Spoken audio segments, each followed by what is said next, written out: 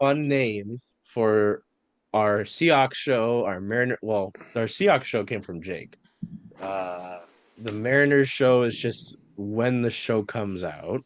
Hmm. Storm is Storm Round Table, so it's not that fun. I liked Right as Rain because I thought That's a I great could one. just Yeah, that's change the clever. name. We're doing our UW women's basketball show, which is new. And I'm like, I don't know what I'm going to name it. I can't come up with a funny name. And Bella on the show goes, Women's Washington Women's Basketball Babes and Charles. And I was like, yep, When you say that's something is for the me. girls and the gays, can you include me? The girls and the gays and Charles. I think someone made that meme actually, but they made it and it showed up on my For You Twitter page and they didn't tag me. They just typed out Wow. Charles. And I was like, Perfect. I guess I saw it eventually. Welcome back to Mariner Mondays on Circling Seattle Sports. That's your cold open. Um, we haven't even really started the show, and we've already hit levels of delirium, folks. I'm Charles Hamaker. I'm joined by Jake Parr and Brittany Wisner. We are back. Spring training is closer than ever. Woo! Catchers report what in less than a week. So we're Wednesday. cooking. We're Wednesday. cooking. In 2 days, we're cooking. Um, speaking of cooking and maybe not cooking and staying out of the kitchen, Jerry Dipoto has some very interesting comments, Well, which he always does. very is a strong word. Is Jerry met with some local media uh to the main focus when I got the press email was that we were going to talk about the Jorge Polanco signing, and since it's really the only availability that we got this offseason, and obviously turned into basically talking about the offseason. The only thing I think that went left unanswered in my mind, and I texted Brittany about this, was wanting to hear about how in the beginning of the offseason it was they were going to have this pitch for Roki Sasaki, and that was it. And they never got a meeting, and we never heard about it ever again. It went quietly into the night, much like the Kansas City Chiefs did in their ugly Super Bowl loss on Sunday.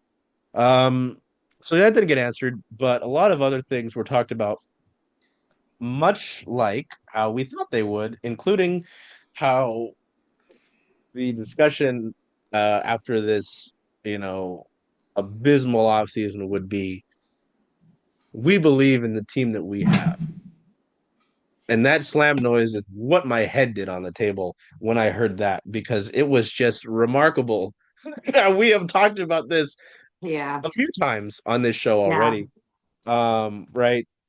Because it's just been, we think everybody in this fan base, and in the media as well as we are, went into the offseason thinking this is going to be rough just Yeah. because of the monetary value that was going to be given. Um, and it turned out that way. His direct quote verbatim was, "We have a good team." And I think you've got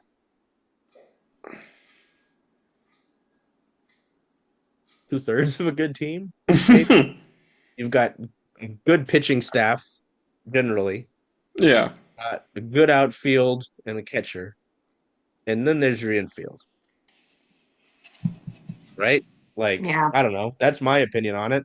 Hmm. Um, Well, yeah. I like mean, they I do have a good team, but they've had a good team since 21. Now is the time to have a great team, yes, the and they're problem is not good willing to do team. that. Yeah. Nope. Um, I want to kind of generally go over some of the comments because before I just kind of let you guys both loose on this, because I don't know, there was kind of a lot said but not. Like it was kind of nice that um like Luis Castillo is one of the first things, you think about with this offseason and how he was, excuse me, basically dangled from a string like a carrot, and they were like, "All right, we need bats. Please, we have Luis."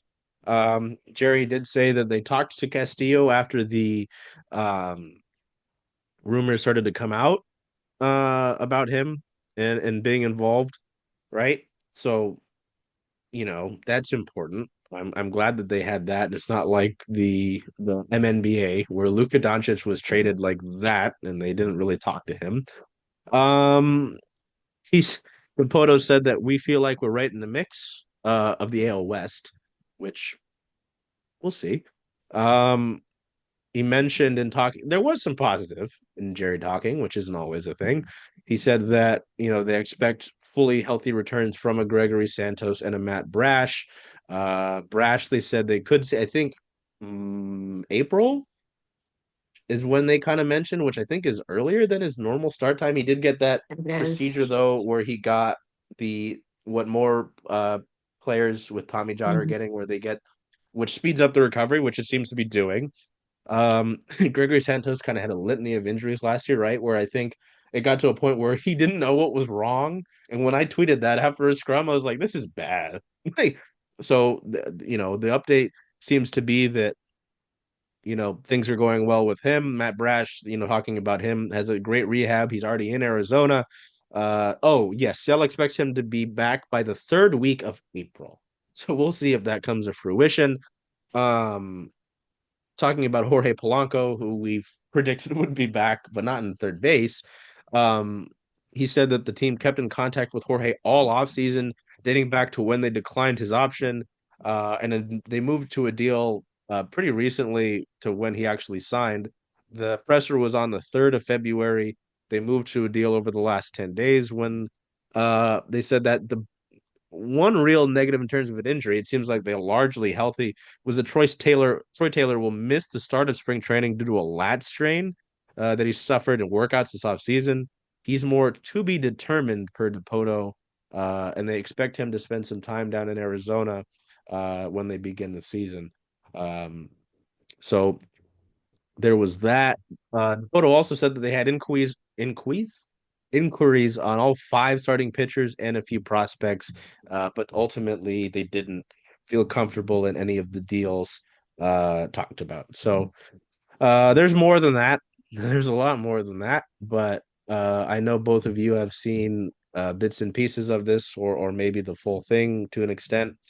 Brittany, we'll start with you because I know you have thoughts, and Jake obviously does. So Jake, you can pick up after Brittany, but Yeah, yeah, I guess my thing is just don't say the stupid thing, man. And I know that's a tall order, but don't say the thing that no one's gonna buy.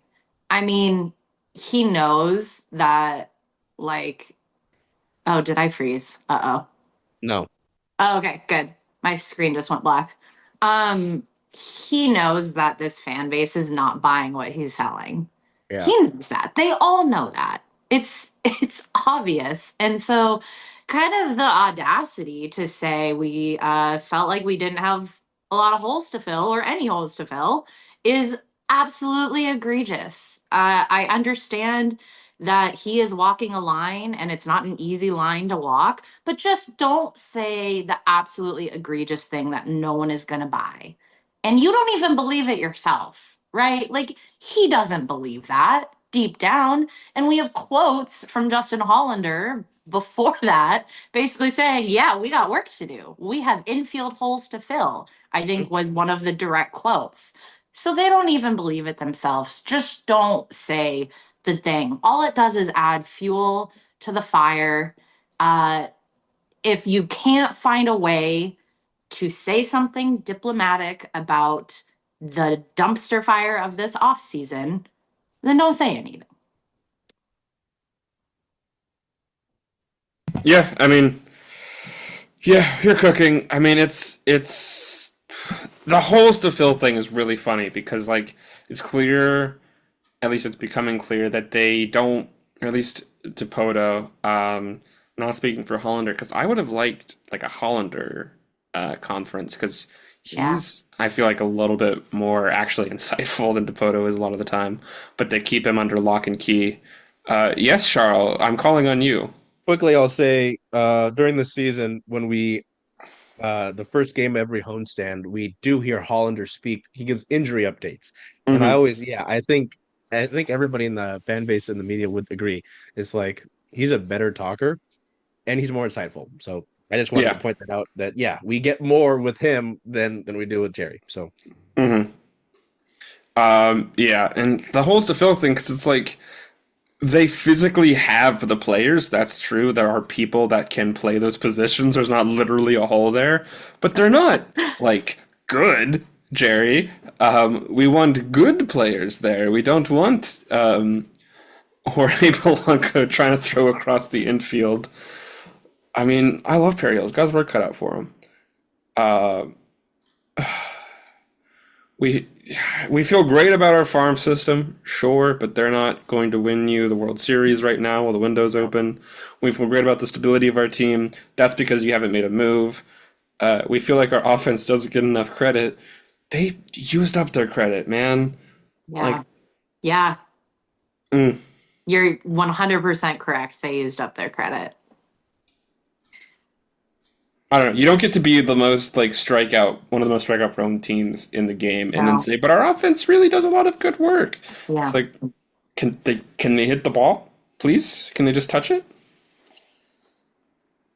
Yeah, I think it is just disappointing because so much of the worry going into the offseason was that they were going to look at the last part of the year where Dan and Edgar took over, right? And they were going to use that as their base point, be like, hey, you didn't see a full year of this. And I'm like, is a full year that sustainable? I don't want to see a full year of that, thank you. Yeah. And like that was my worry with the Kraken in 2022-23. They were unsustainable. Like they had career years from just about everybody. It's not going to happen every year. Like Yeah. so like as it's mentioned, he didn't share the same negative outlook as everybody in the world did. And like Brittany said, I think that he is walking a fine line, but also he does like he's not hitting the layups per se. He's missing the No. layup and throwing the ball into the court and hitting grandma. Like Yeah. There are he other things you can say, right? Yeah. There's yes. so many other Yeah. things you can say. And to just say the thing that no one is gonna buy is insane. It's insane. God bless his heart. Yeah, Yeah, I think people because are generally tired of Jerry speak. Yeah. again, that's why I think with Hollander it would be yeah. So like, and it's tough too when there used to be a pre-spring training luncheon or a news conference. They didn't have that. Now we've got impromptu Zoom sessions, or at the end of the season, an impromptu dugout meeting with Jerry.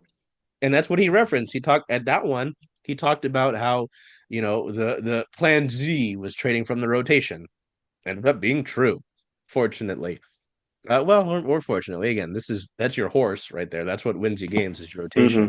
rotation. He talked about then.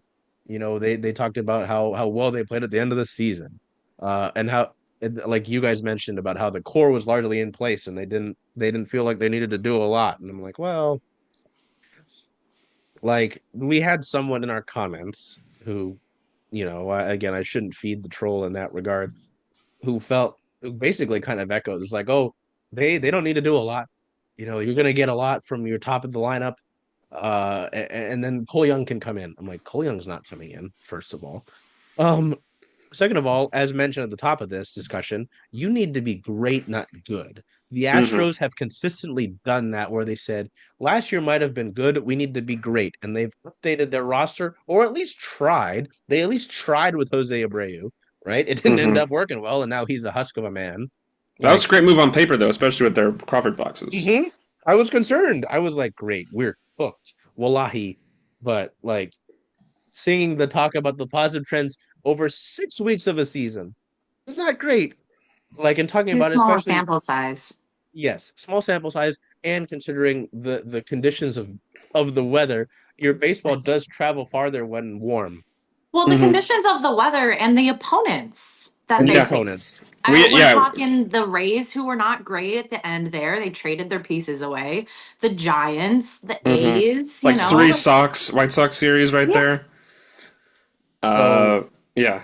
It brings me back to the 23 like preseason hype video where they're like, we're gonna win the whole damn thing. Oh, We're gonna win. Like had that circled on the whiteboard and Yeah. everything. Hilarious in hindsight, but I like, blocked that from my memory. uh-huh. But you're not going to see the team have that energy this year. No, Charles, please, I beg. And the whole damn thing, Jake. Like that was funny in hindsight, but it was exciting in the moment, right? Because it felt like they could, like they had that chance. Matt Brash came out and killed Jose Ramirez in that first game. Who was the Guardians pitcher that had the total meltdown at Timo? Aaron Shack. Yeah, our guy. See, that was fun, right? That was fun. Mm-hmm. I don't see the team having that energy again this year. And even though they missed in 23, similar to how they missed in 24, it felt like from top to bottom the organization was trying. And it really is starting to feel like, at the very least in the front office management ownership side of things, that they're happy being an 88-win team, 85-win team that is kind of in the mix-ish, and is just barely good enough to keep fans coming to games in September and keep, 35,000, 40,000 fans in the stadium in September. And that probably is where the greatest profit is, because then you don't have to shell out for, another $20 million for a great player. And you only see a portion of that back even if you make it into the playoffs. Like, from an incentives perspective, the team is probably where they want to be. But now we're getting into discussion of, like, how do you make baseball good, like, as a business? Here we go. There we go. Do be better. They have not. Yeah, I'm gonna overhaul your I'm gonna overhaul your rant here, because yes, you saw in 22 when you brought in Eugenio Suarez was one of your best offensive players. Oh man, he was a cap dump. You don't see cap dumps anymore. You are the cap dumper, not big dumper either. Like, that trade was for Jesse Winker, who was at that point considered the number 7 best left fielder in baseball, right? We remember that. It was on MLB Network. Like, number wild 1, to think right? about. Was he number 1? Oh, God. He was number 1. That makes it even worse. Like,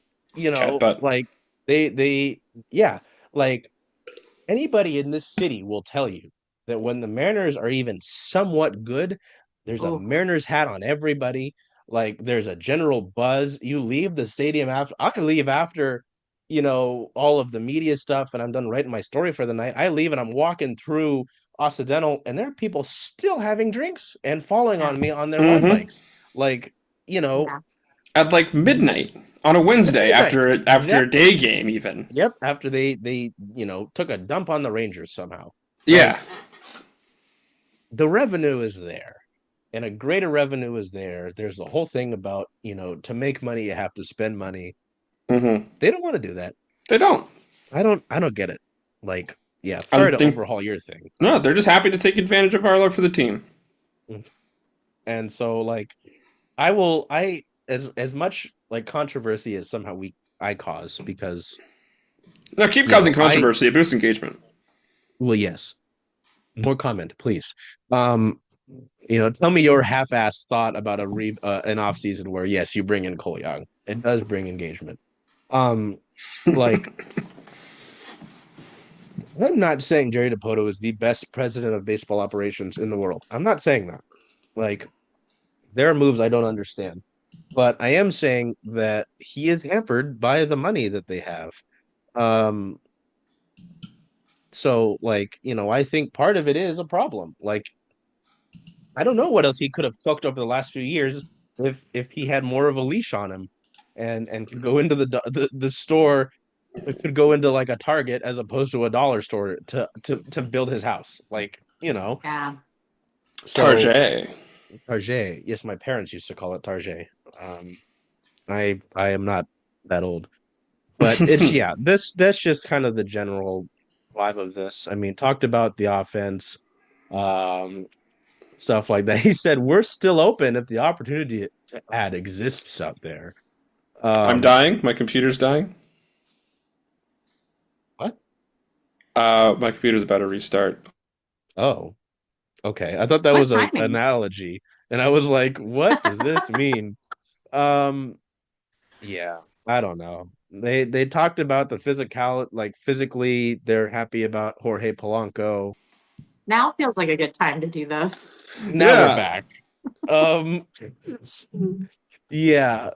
continuing with the comments so we can finally get over that topic. Yeah, Jerry said physically, Polanco looks great.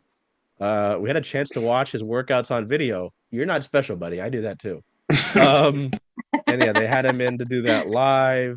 Like I mentioned, they stayed in contact with him without the off season. Oh, their medical team did help schedule the surgery. Yeah, so they were basically with him the whole time. He looks more explosive, so that's fun.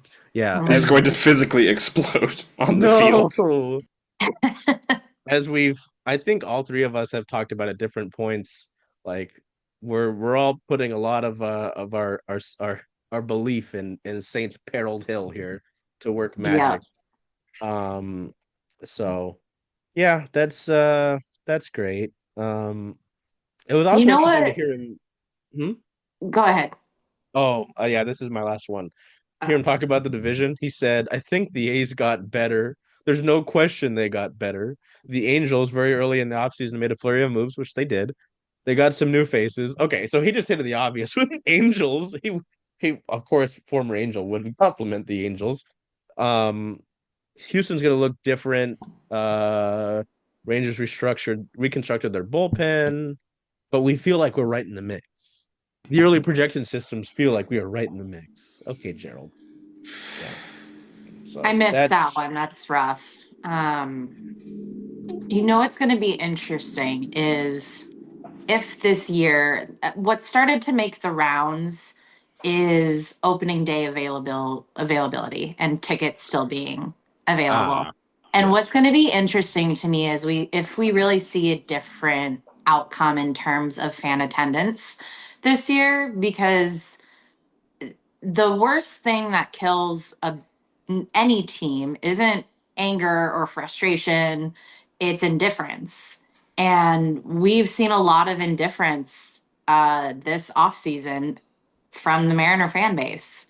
Mhm. A lot of fans kind of just saying, nope, I'm done. I don't care anymore. They pulled me in and I gave them a try and they didn't do what was promised. And I'm done being gaslit and they don't care anymore. I've personally on social media seen a lot more indifference than I have the last two off seasons. The last two off seasons, I'd say, were a lot of frustration um, and a lot of bargaining. And okay, well, how this is gonna work? How's this gonna work? Let's try and like make it make sense in our heads. And more than any other off season, I've just seen a lot of nah, I'm done. So indifference can kill you. It'll kill a fan base, and I'll be interested to see if we see that reflected at all. Yeah, Hmm. I did see that brought up, and someone was putting it under Divish's tweets. They're like, look. I'm like, I'm sure he knows. Like, again, if there's a guy who's gonna know, it's Divish. Um, just my concern is, when that sort of idea of fans not showing up kind of hit a fever pitch last season. Like what I was told that was like there's a worst case scenario where fans don't show up and the Mariners respond by spending less money. Like Totally. Yeah. unfortunately, that's possible. So I don't know. I don't know. Like I've warned fans before. I'm like, it's not a one outcome scenario where they go out to an embarrassment of a crowd on opening day and ownership says, okay, here's $50 million, Not gonna go get happen. someone. It's That's just not that's gonna just happen. like there's like that's my problem, and I think that's what caused like some like because I don't blindly accept fans' thoughts on stuff like that is why I caused some controversy. Because again, I the reality is it's not as simple as that, right? It's not as simple as what some of the fans want it to be, where it's like we don't show up, they spend money. No, I don't think it's like that, unfortunately. Like so yeah, I don't know. I'll like I think Brittany and I talked about whether it was last week or yeah, I think it was last week. Like baseball folks will get excited for spring training no matter what, right? Yeah. We'll get excited for opening day. because it's opening day. Doesn't mean there's the equal excitement for the product on the field or the future of the current franchise that we have stake in or involvement in. So, Yeah. let's talk about the broadcast. Hey! It's interesting. I don't know if it ever came up on the show. I know it came up in personal conversations between us. With Dave Sims leaving to join the Yankees broadcast as their radio broadcaster, as has been rumored when that deal became open, and because of Dave's ties to the East Coast, which good for him, right? He's closer to home. That's a big time job, and especially as a black man to get the Yankees job, and I'm gonna let you understand that comment. It's a big deal. Like that is great for Dave, and I'm really excited for him. Even though there are segments of the fan base that feel a way about him. Sure, he made the goofy call every once in a while, but Dave delivered more often than not. So, and he was very nice to me. So Oh there's yeah. that. I am glad. I think the day of the last game at home, uh, we get done with. I keep gonna try to say Scott, which gotta work that out still. We got done with Dan Scrum, and we're sitting there watching. I don't think they had BP that day because it was a day game, right? Mm-hmm. And Dave's kind of staring at the field and on his own. And I walk up to him, and because I remember, I don't know if I've told my Dave Sim story to either of you guys. Uh, During 2020, I was doing a bunch of interviews, right? When all CSS was a podcast every week going over all the teams. Um, and then I did interviews with anybody I could get a hold of during COVID, main Mm-hmm. COVID. I got in Dave Sims's contact, and I did my research down into the bone. I had loads and loads of questions because he's a long career and he's in a lot of things. And he says, "You've got 30 minutes," and I got shit. And so I kind of prioritized the best ones, right?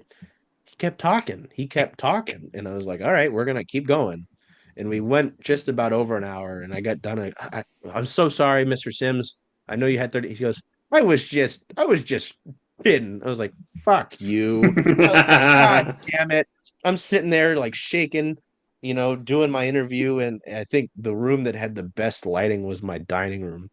And ever since then, Dave's been great. Um, Very helpful to me, very honest as well. And I went up to Dave and I said, "You don't have to tell me if the rumor is true or not. I just need you to know that I've appreciated you and how great you've been." And he looked like he was going to cry, but he stopped and he shook my hand. I was like, "Oh, he's gone." Like you say no if you're not going, right? Or even if Yeah. you're thinking about it. So I'll always like I'm looking forward to when the Yankees come to town for Dave, not for Aaron Judge, for Dave. So yeah, Dave's gone. They've moved on from Mike Blowers, which was another thing that was interesting, right? In this, Aaron Goldsmith takes over as the full-time play-by-play on the TV side of things. And Angie Mentink is being named as the first woman in club history to serve a regular role as an in-game color analyst. Per the report from the Times, they haven't announced any of this officially from Root Sports. Jay Buhner is joining the TV booth as part of a four-person rotation of analysts, joining Mentink, Dave Valley, and Hyphen, Ryan Roland Smith. Should get more burn. I know Ryan was doing some MLB Network stuff, so that's cool to see. Um, so yeah, the only thing is it says Blowers, the club's lead analyst since 2007, will not return to Mariner broadcast this year and did not return a comment. I did see a comment where someone was like, it's kind of ominous about him not returning comment. I don't think so because of the fact, and I think I texted with Brittany about this.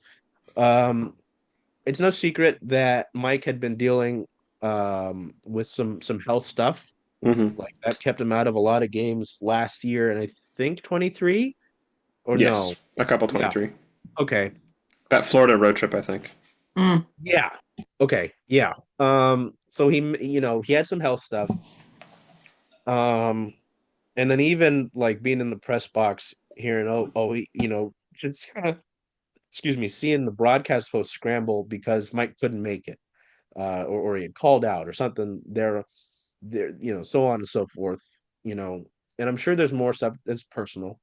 Um, but at the end of the day, I think, especially in the business, like actual business side of things with sports, availability is crucial, right? And if you're not available, that plays a part in things. Reliability, whatever kind of word you want to use. So I think that's it. I don't think it's anything ominous. I don't think they hate the guy. I think it's just, his health is probably important. So, being on TV as much as he was, traveling, it's just not conducive to, dealing with his health as much as he should be able to address it. And that's all I think it is. I don't think it's anything else than that. I don't know if anyone's got thoughts on that, but um anything? No. Because I'll just keep going through the changes. I think we're I good. mean, I'm gonna miss McDelivery Supermo being delivered by Ah, Lauer's voice. One of my favorite parts. Also, when he just calls a pitch pretty good, is always cracks me up. Well, pretty good fastball here that he just couldn't lay off of. Mm-hmm. or Oh. Cal Raleigh will do the catching today. Yeah, we'll do the catching. Yes. Oh man, So yeah. I'm I gonna mean, miss. I'm Mike gonna was a miss the great guy too. Blowersisms. Yeah. Yeah. I mean I think that's all it boiled down to was availability. I don't think there's anything besides that. So yeah, I mean, obviously Rick's back. 35 years. I love Good for Rick. Woo! him. God bless Rick Riz. Oh, Gary Hill joins the radio booth. That's awesome. Yes. Promoted as a radio analyst. Gary's been around since 2010, largely as the executive producer and engineer for the past 7 seasons. Obviously, Brad and his crock pot. God bless Brad. It's so funny. The great Jen Mueller also returning, of course. Um, I don't think there's any other nuggets there. I think the biggest things are Angie, of course. No Hmm. Mike, which we just talked about. And then Gary. Yeah, Gary's great. I've seen Gary a lot lately because he does the radio for UW women's basketball. And I remember walking up to Heckett. I said, "What the hell are you doing here?" It was like, "This is not baseball." He goes, "I do the radio here," and I'm like, "Oh." I had I no forgot idea. That's to awesome. thank him. I forgot to not thank him, congratulate him. I saw him yesterday. UW played Maryland, but yeah. Brittany, we'll go to you to talk about just your thoughts on the changes and primarily Angie here, because this is a big Yeah. deal. This is kind of what I had thought would happen with Dave gone and then Mhm. Jake as well. Because obviously, being at the games, you don't really hear those folks that much. But, being on the road, it's always kind of a treat because you've got such a high quality group of people talking Yeah. about this game, just like with the Kraken. Like I don't get to hear the John Forsland and JT Brown and Eddie Olczyk when I'm there. Outside of actually, I can hear John in the radio booth with how they have the press box set up. Like I can hear the occasional Forsland yell. Um, but yeah, like being on the road, um, you get such great insight. So yeah, Brittany, I'll have you start. Jake, you can pick up from there, and I'll read more about Ryan Roland Smith. Yeah, I don't have too much to add other than good for Angie. That girl knows ball, and she has worked really hard. And I think um, Charles, you and I were talking about her ability to just jump in where Mm. needed. I think probably went really uh, unnoticed. I'm guessing people probably missed that part of how frequently she was probably just jumping in at a last minute. So good for her, happy for her. And I'm excited for full time Goldie. Mm. We haven't really talked a lot about that, but boy, I found myself watching a college basketball game that I did not care at all about the other night because Goldie was on the call. So stoked for that. And really, these are all just people that deserve this. They are people that have worked really hard for this organization and all deserve this. So I'm stoked. I'm happy. Yeah, absolutely. Yeah, again, like you said, great for Angie. I mean, she really is the best. Really, really love getting to listen to her call. And yeah, full time Goldie, like you said. And Goldie is such a sweetheart, too. Even when you just like he'll give you like just a little bit more time than like Yeah. anybody else, and really like really appreciate that. So yeah, I mean, I'm really sad to see Dave go and to see Blostradamus go, but I think we still do have like one of the best broadcast crews in the game for sure. Yeah, and happy for more hyphen too. Mhm. I love that Australian bloke. Uh, Mate, I should say. That's a little bit more Australian. Mate. I always forget he's such a big dude because Yeah, he is. I'll walk into the press box and Ryan Roland Smith's there. I can't even like Uh huh. imitate how big he like his upper. And Hi, in Charles, his how are you? jacket that's like Oh my two god. sizes too small.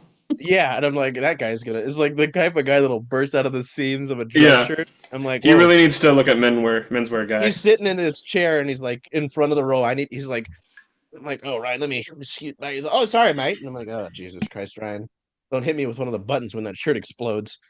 Um, Yeah. yeah, no, good for him. I felt like he was kind of the odd man out in some situations the last few years of getting some broadcasts, and it's tough when a guy who is knowledgeable like that is an odd man out, right? Yeah. It's kind of interesting to me because I know he spent some seasons as a part-time broadcaster early. Uh, well, I was gonna say early into my lifetime because he retired in 2001, and he's been the next 4 years. So yeah, he retired when I was born.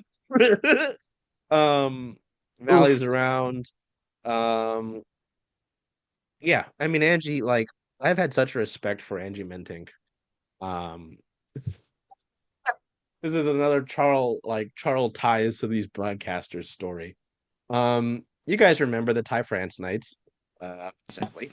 Yep. I remember one of the years, I think the first year they did it, they had Angie dress up in this whole French outfit, and she was carrying a baguette. Yeah. And I was there, and with my girlfriend at the time. I don't remember. I don't. It's not important.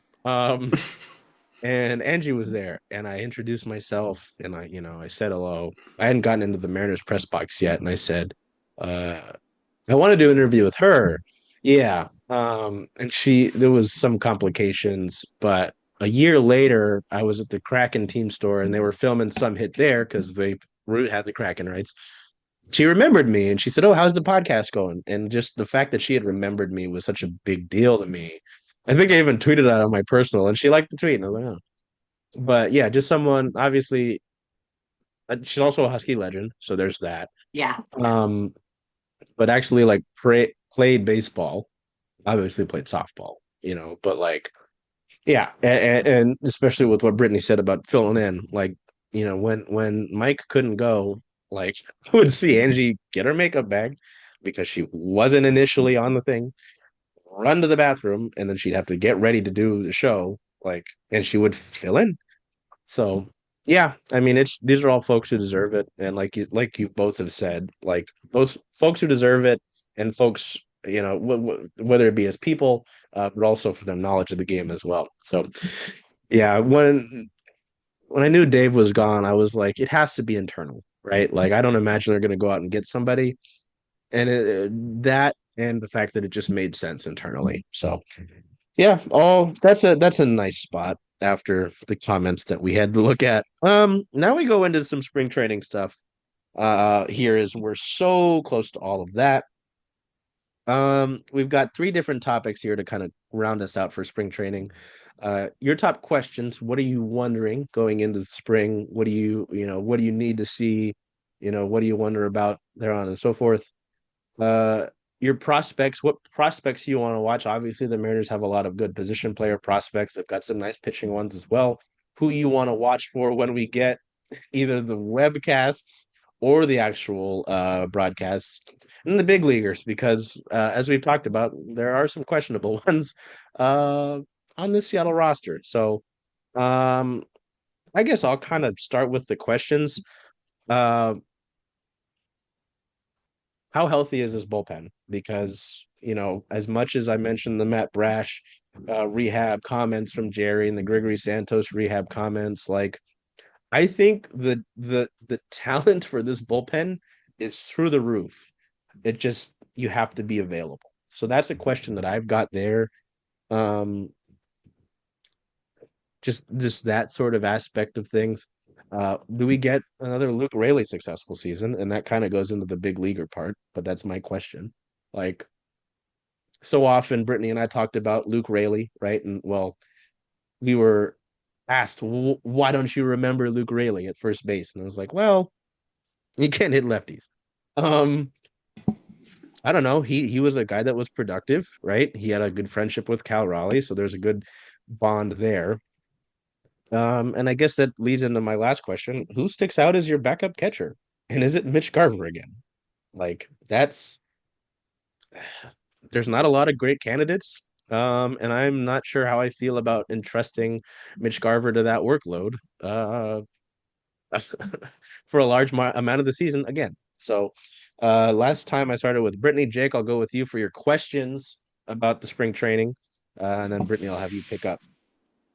Yeah, I mean, yeah, absolutely. I think my biggest question is like, what does the chemistry look like in the outfield from this kind of Julio, Randy Victor outfield in its first full season?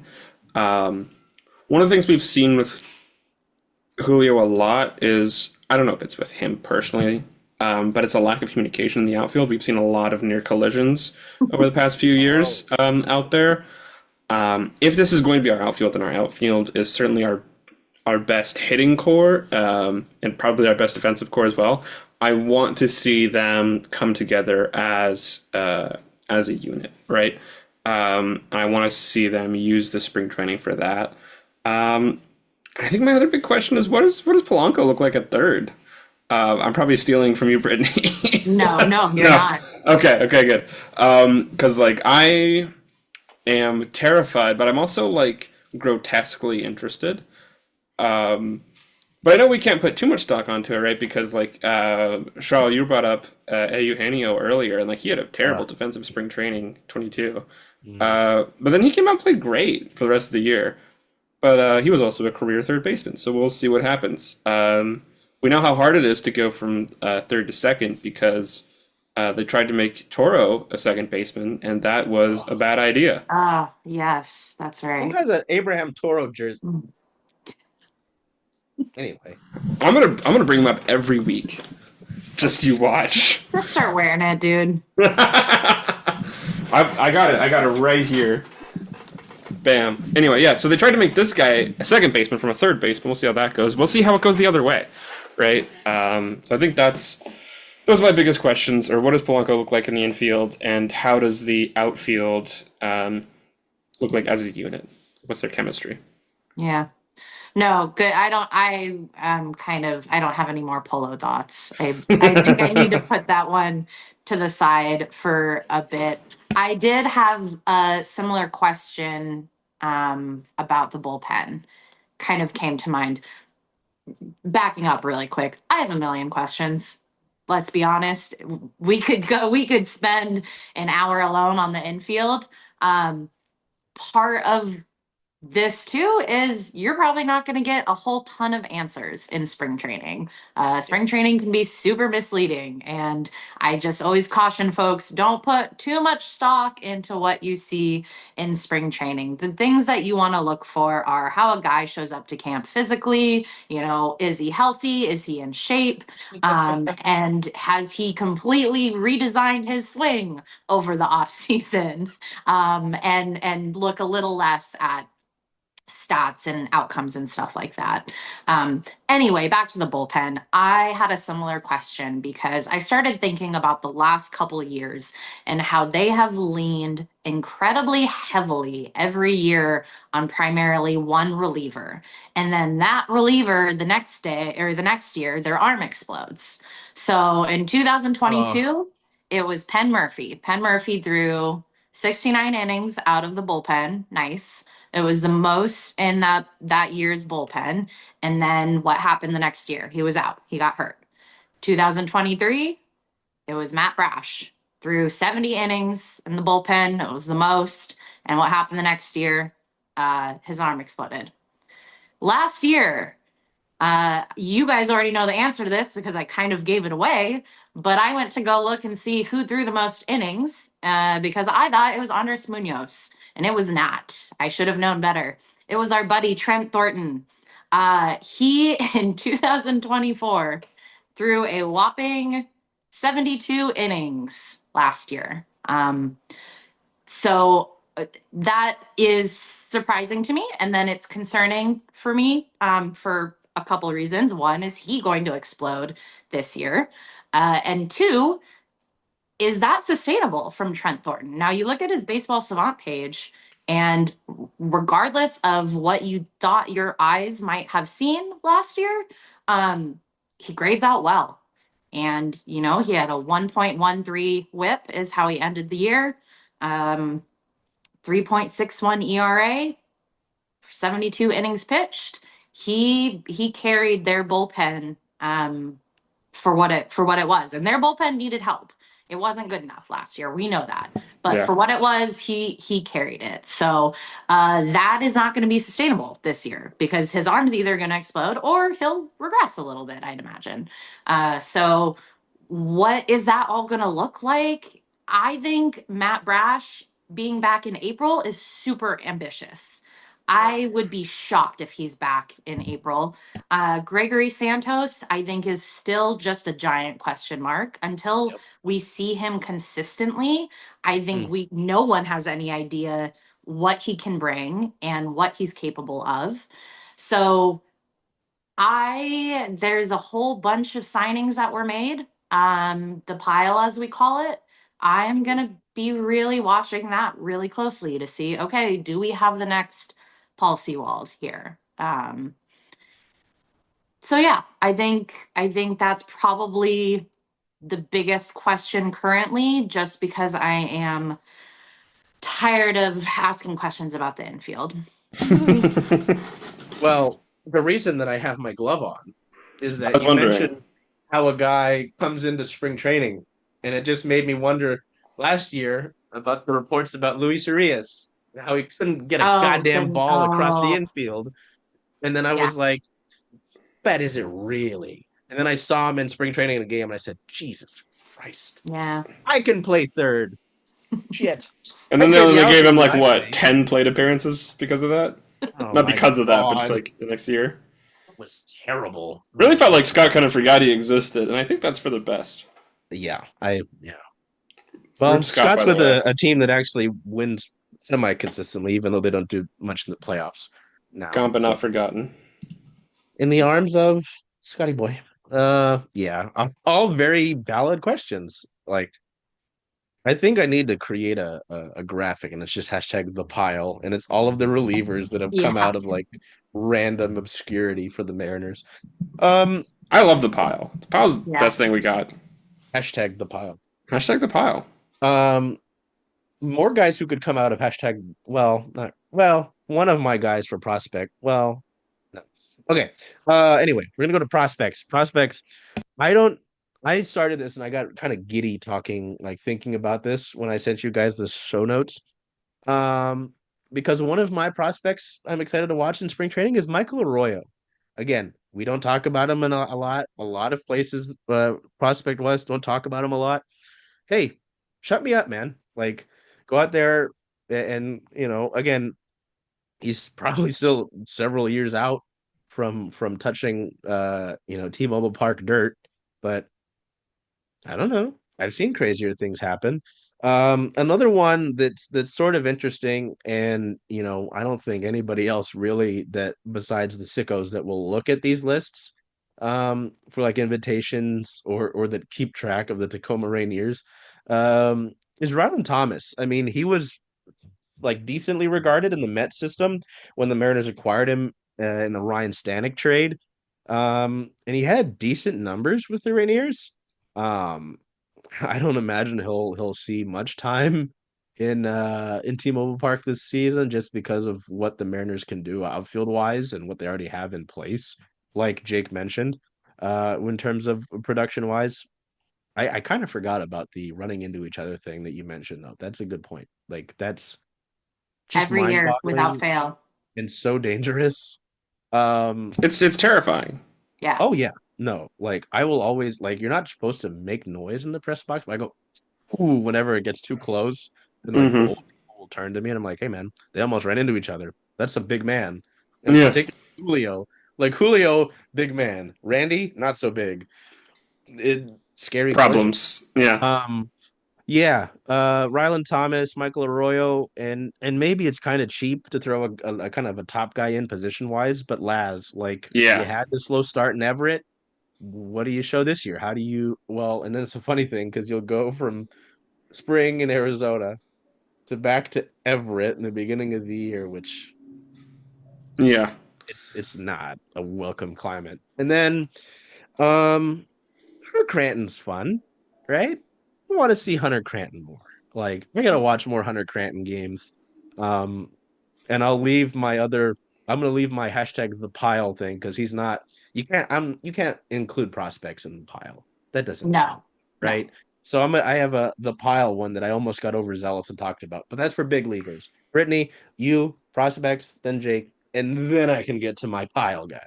Yeah, I Pile. wish I had something super I don't know, a niche guy to talk about, but it's Cole Young. Sorry if Not that's Ben. boring, but it's Cole Young because of the egregious position that this baseball team is currently in. So Yeah. Yeah. that in terms of prospects, yeah, that's the guy that I'm paying attention to the most, other than Ben Williamson, who I am Okay. always my baseline is I was I concerned. love watching him play baseball. Love watching him play baseball. So that's always a given. But it'll be Cole Young. I'm really curious to see how he shows up to camp. Has he put on any muscle? He probably needs to. Is he carrying himself in a manner that says I could play at T-Mobile Park in 2025? All those things, because boy, this is the position that they are in is basically they've said, all right, we've got a stopgap until Cole Young gets here. So I am anxiously awaiting that. Hmm. And I hope to be blown away by what we see from him. And if I'm not, you know what? You sure can't blame the kid. He has really been put in a difficult position. There's a lot of pressure on him, none of which is his fault. So, God, I hope he can find a way to ignore that and ignore any of the noise and pressure and just go play ball and have fun and hope the rest speaks for itself. Yeah. Oh yeah, I agree completely. Hell I'm kind of in yeah. the same boat where like I also wish that I had someone to talk about, but for me it's Laz. I want to see Laz not like for the stats or the flashy home runs that I'm sure a lot of people are like, oh boy, yay, about, but I want to see his swing decisions. I want to see what he does when he gets a good look at some, MLB or like top level minors style breaking balls. Like I want to see Mhm. what kind like it's the first real look about what kind of eye that he might have, like a Mm-hmm. real proper MLB level eye. Um, because with the way that his game looks like it's developing, if he can become the walk machine, uh, who occasionally hits a dinger, I think that's the dream, right? Mm. For what we want out of Laz. So I'm really looking forward to seeing, what kind of eye he develops, especially going forwards in the future beyond spring training when he goes back to Everett and he starts seeing stuff that is comparatively weaker, right? From those pitchers. How does he do when he goes back there? Does he start lighting the world on fire there when he sees, if you find success in spring training? Which, again, like you said, we don't really want to look at stats too much. We want to look at process, approach, and physicality.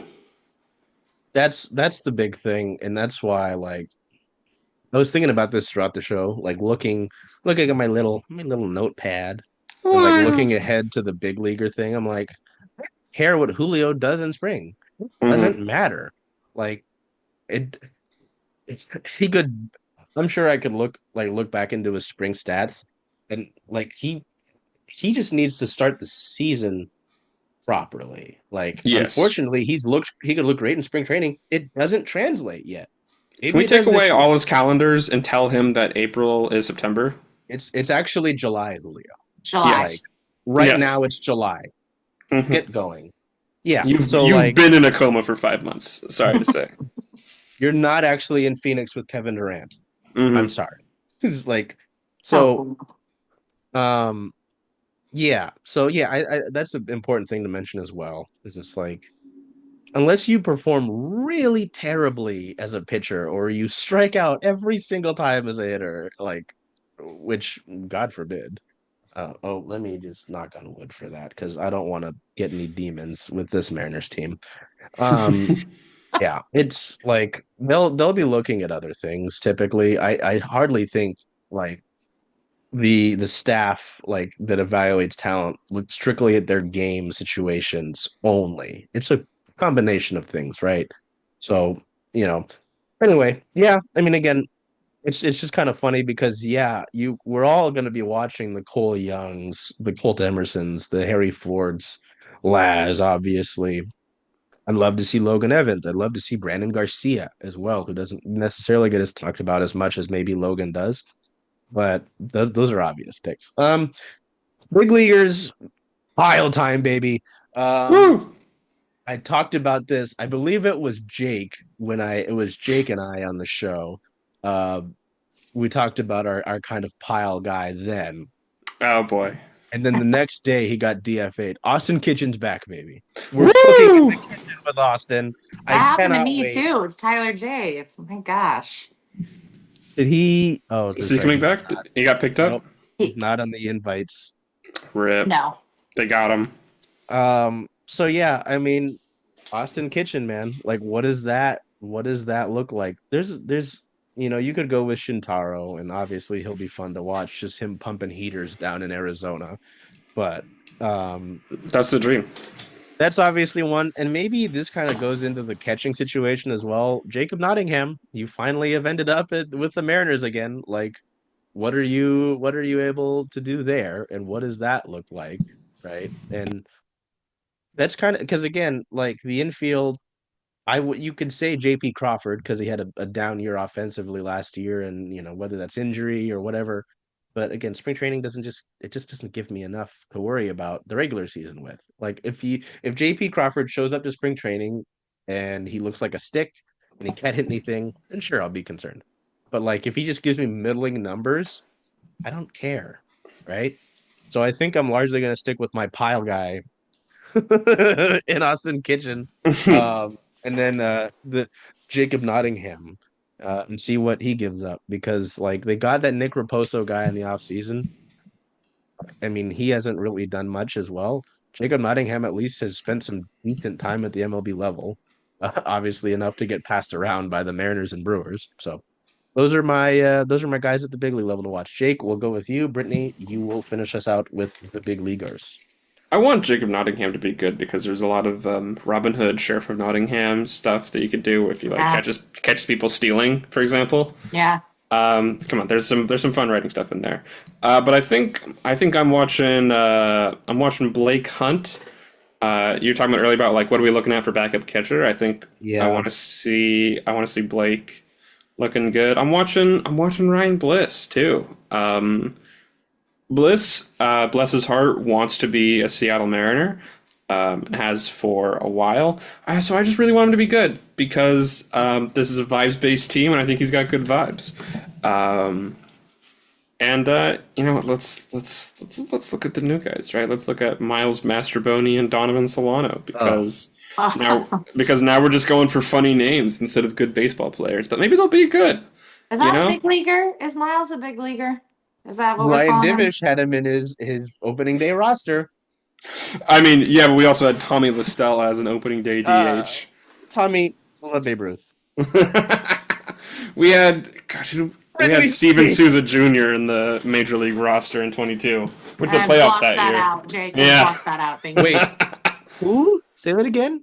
Steven Souza Jr. Oh, yeah. I had also blocked that out. And 22? That's why I was confused at what you just said. That was a playoff team, buddy. So you know what? I believe in Take that, Miles liberal. Mastroboni. Oh boy, you can't. Oh man, Can't we get made through it. that with a straight face, can you? No, I can't. We made Souza mad like during spring training at Lookout Landing because there was some tweet that was like we said if he is getting significant time, something has gone wrong with the team, which was correct this. and Yeah. was correct when it happened. But he like uh, did an interview later where he talked about all the haters in the media, and it was like just us. Yeah. So you know what? I love that, and I love being proven right as a hater. Yeah. It's true. But I'm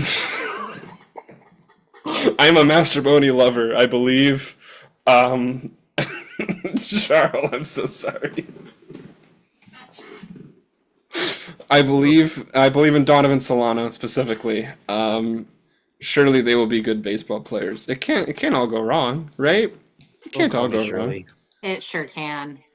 It sure can. It sure Without can. hesitation, just You know what? I'm actually gonna push back on what you said, Charles. I'm gonna say JP Crawford. Um, and I'm gonna be watching his swing decisions Hell ooh, yeah. okay. because That's fair. Cook.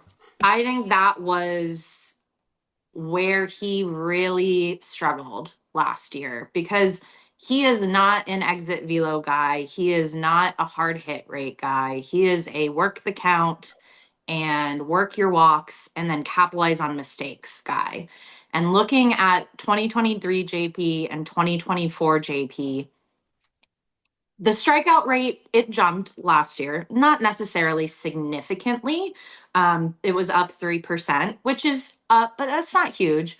But where I really start to see a fuller picture of JP is his swing rate went up, his whiff rate went up, and his first pitch swing rate was up 5.8%. So that On the just paints palm. a picture of a guy who was swinging a lot more and missing a lot more. And that's not his game. So I'm going to be really interested to see how he comes to the plate and what his approach is.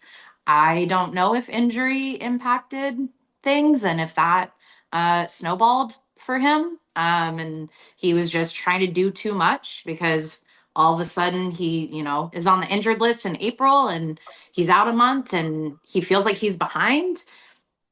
It's such a mental game that that's a really easy thing to do is get in your head and you're starting to swing at crap. So I'm really interested to see what he looks like because he is a huge vital piece. They cannot afford to have a hole at shortstop. They have holes at second, half a hole at first, and arguably a potential hole at third. They can't have one at shortstop. So yeah, I'll say JP. And then I'll also throw Victor Robles in there because the big question with Robles is that BABIP gonna hold up? It's probably not. He's probably gonna regress this year. I'll be interested to see if he kept all the swing changes he made. Looking at his swing with the Nationals versus what he did with the Mariners, it's almost like looking at a completely different hitter in the box.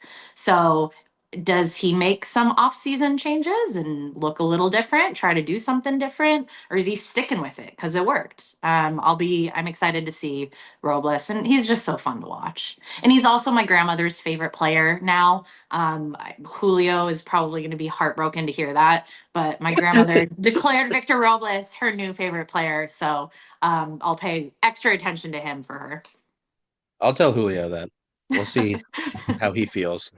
Um, yeah, no, the JP thing is definitely like it makes sense because like you touched on, you need him to be he just can't be what he was last year, I You think, is can't, the thing. no. Like if he's even average, I think you'll begrudgingly take that, right?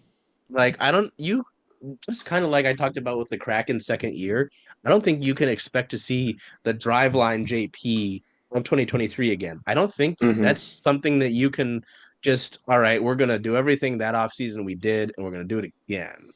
And because maybe he already did that last offseason, so yeah, and Victor Robles has come up a lot, at least in some of the content creators for the Mariners. Like, is he going to regress? And so, and some people are already expecting a little bit of a regression already. So, yeah, that'll be fascinating. I mean, I'd say then you've got Luke Rayleigh in your back pocket, but he's already playing first base. So, like, what a world we live in, guys. Yeah. Yeah, that's kind of it. That's what we've got at this point. It's fascinating to look at this roster. Cody Bolton's still around. Did you know that? He is. Good for Yeah. him. Cody Bolton, Jackson Kowar. We still have no idea what's going on with him. Someone like in the string of things that we talked to Jerry about, he was not on there and he was not mentioned. Austin So, Voth is going to Japan. Did I read that correctly? yeah, I don't He's gonna rock the boat. The vote. I don't know Yeah. why. Like, I'm sure he Yeah. could have been back here, right? He is headed to Japan. He said, "Nah, dog, I'm gonna be a Marine." He saw the different contracts, and one of them is the Marines and one is the Mariners, and he got confused. He's Yeah. guys, you gotta I help think he him wanted out. to win baseball games. You know. Oh, well, yeah, with Roki, I don't know if that's the same team, but I think Sasaki left a Marines team. Um, he needed to fill the gap somehow. Yeah. Austin both it is, buddy. Um, yeah, I'm not too broken up about that. Nah, it's fine. I just kind of confused about it.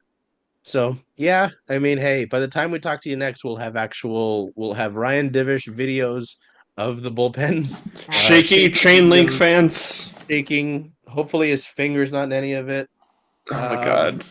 We'll actually have like that stuff to talk about, but I can almost guarantee you the comment that Jerry made about hiding if it becomes available is not true. So I will guarantee it right now. We will not have any significant updates in terms of roster to talk about next week. I hope you just jinxed it. I agree. I didn't get that close like Jake did. So I don't know how close is too close. That's always my problem. Okay. We're done here. That's gonna wrap us up for the February 10th edition of Mariner Mondays. At least pitchers and catchers happens in a few days. The lunacy will continue. I think our lunacy and delirium will continue all season, but at least we have the ball bases to look at. The beatings will continue until morale improves. Oh my god! Yeah. Well, until we see you next time. Take care of yourselves. Be well. Don't make your lip explode like I did through 2 show recordings today. Actually, do it. It seems really funny. Do whatever you can to make your yeah, screwed me up, Jake. Do whatever you can to make today a great day. Hey, Charles. Hey, Jen. Hey, how about those M's? Oh, I'm excited. I know. Where are you going to watch all those away games, though? Away games. Huh. I was thinking of coming here since, after all, Rough and Tumble is the home of Circling Seattle Sports. I love that idea. Hope to see y'all here.